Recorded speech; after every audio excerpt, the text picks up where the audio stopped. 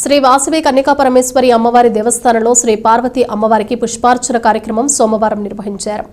కార్తీక మాసంలో వచ్చే పోలి పాడ్యమి రోజున శివుని దర్శించుకుంటే 30 రోజుల కార్తీక మాస ఫలితం దక్కుతుందని అన్నారు. మహిళలు దాదాపు 25 కిలోల పుష్పాలతో అమ్మవారికి అర్చన చేశారు. ఈ కార్యక్రమంలో భక్తులు ఊరేగింపుగా వచ్చి అమ్మవారికి పుష్పాలు సమర్పించారు.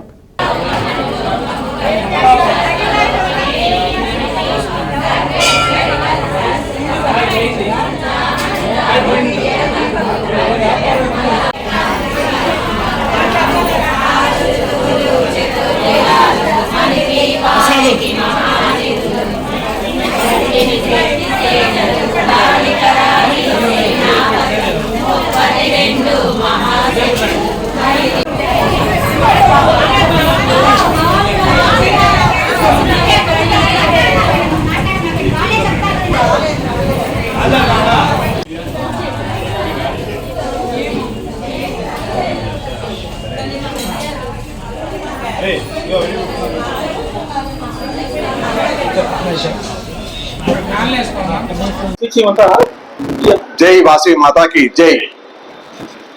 ఈ రోజున నర్సాపేటలో వేంచేసి ఉన్న శ్రీ వాసవి కన్యకా పరమేశ్వరి అమ్మవారి దేవస్థానంలో కార్తీక మాసం లాస్ట్ రోజున బహుళ అమావాస్య తర్వాత వచ్చే పాడ్యమి అంటే పోలీస్వర్గం.